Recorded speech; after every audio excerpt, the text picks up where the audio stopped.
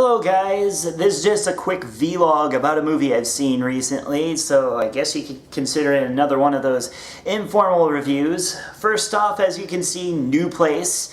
I kind of go over that in the new Lost Media Chronicles, which may or may not be up by the time this is up. Trey is working on the new Lost Media Chronicles, so odds are that will be up before or shortly after this one is. Trey is inching towards the finish line on that one, and yes, it is Coldplay related.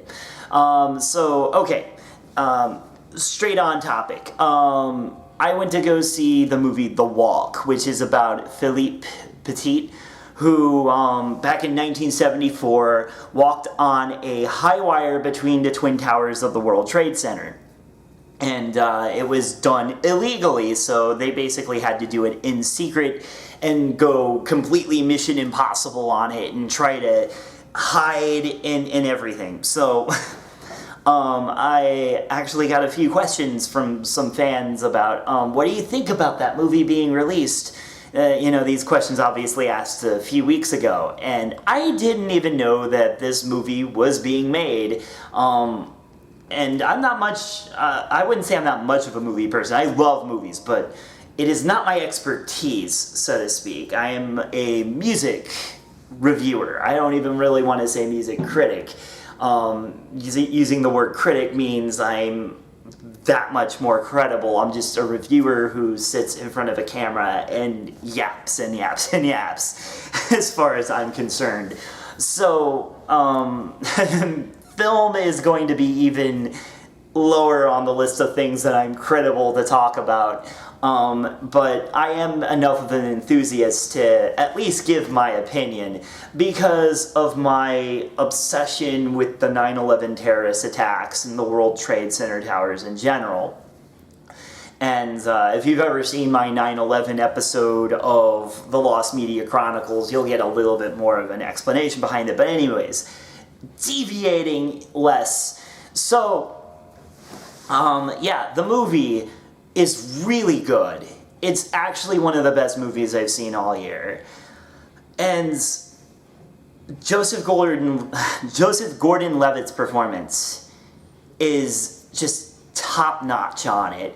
You can't even really tell it's him. Like, at first you can. If you've seen him before, yeah, you'll see the facial structure. It's like, yeah, that's Joseph Gordon-Levitt for sure. But excuse me, but his acting in this is so good. It takes you out of it.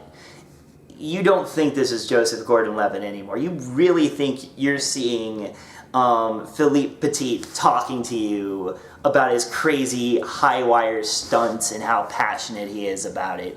And it's intense. It's really well made. The special effects are absolutely phenomenal, as a lot of people have heard.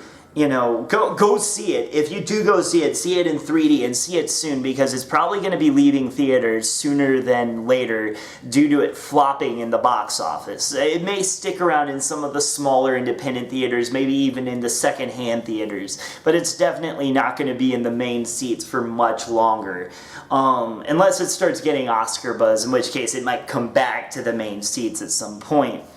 And I really hope it does, because this is a phenomenal movie, especially the last half of the movie where they actually get to setting up rigging this big 400+ pound wire between the two towers for Philippe to walk on.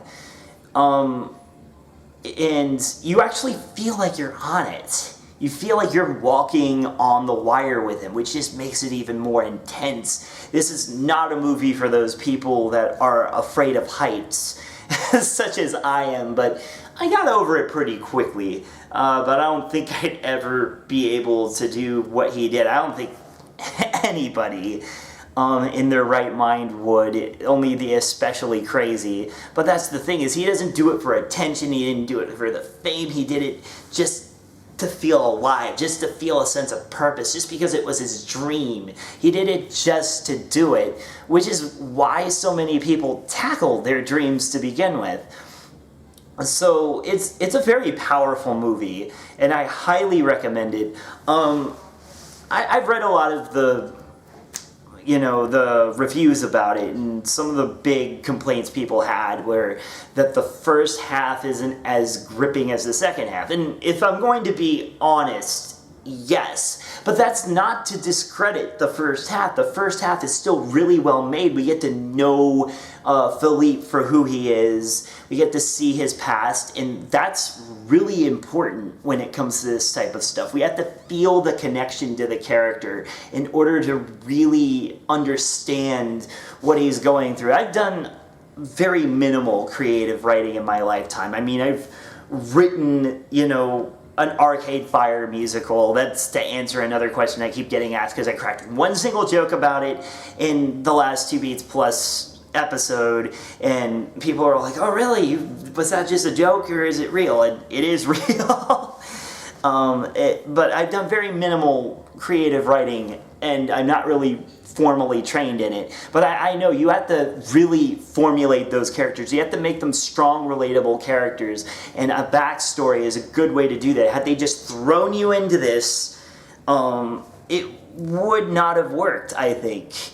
I think that the first half of the movie is maybe not as gripping as the second half, obviously, because that's the bigger, thing, but comparing that to the rest of the movie is like comparing the Battle of Helm's Deep in Lord of the Rings to like all the parts of the movie where we're just getting to know the characters and getting to know Middle Earth as Middle Earth. It's not fair. You're just taking the most intense part of it and saying, well, obviously that's the best part. Well, obviously it is, but that doesn't discredit the rest of the movie.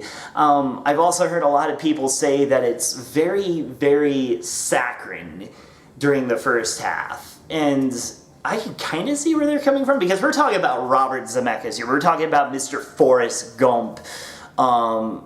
He's known for making things very sentimental. But honestly, this isn't all that sentimental. I mean, it is kind of towards the end, because let's face it, this movie is a love letter to the Twin Towers of the World Trade Center, all without mentioning their eventual fate, which is really good. You got to commend these guys, both the documentary Man on Wire and this movie, for not mentioning it directly, because anybody who wanted to milk that cow easily could have.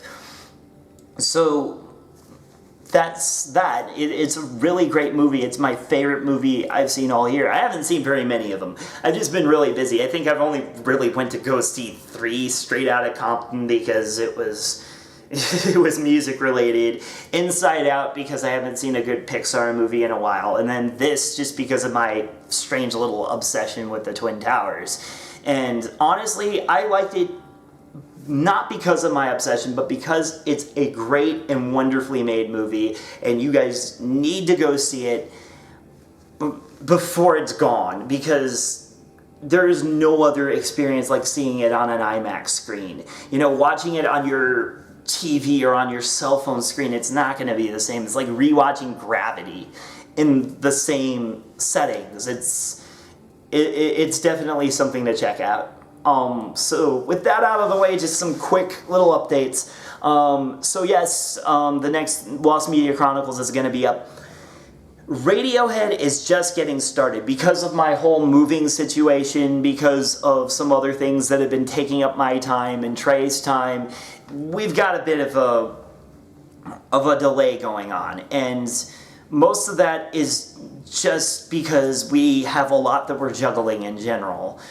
And we really wanted to get it done by the end of October, but it's looking like we're only going to get to like part 2 at most by the end of October. So that being said, we're still looking for people to provide voice clips for Radiohead. Now it's going to be a 3-parter instead of a 2-parter. We're doing 3 parts because we want to break down Radiohead's discography a lot more. I feel like one of the big lessons we learned from reviewing the Red Hot Chili Peppers was that we didn't really break it down enough. Like, we didn't give ourselves enough time to really talk about things, which is a strange point to bring up, because one of the big points that people bring up with Two Beats Plus is that the episodes are almost 30 minutes long.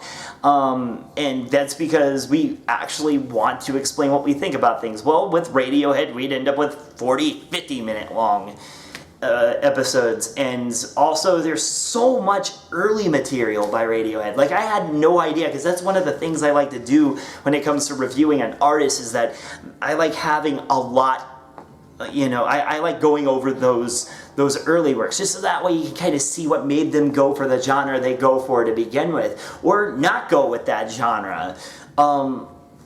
And the fact that Radiohead has like 5 demo tapes, that's more than Evanescence had. Evanescence had a lot of material to cover. But the thing is, with Evanescence, it was easy. It was easy to go over everything. But with Radiohead, there's so many different things. I mean, so it's going to be a 3-parter, and we're hoping to have the first part up, if not by the end of next week, by the middle of the week after next week. So keep your eyes peeled for that, and keep tuning into the channel. Watch some of the episodes of both my series that you haven't seen before. Because we're very proud of the material we're putting out, and we're very happy that you guys are watching it. We're grateful for every single view that we get, whether you like the video or not. We're grateful that you put forth the time to watch us. So check it out, and see you later.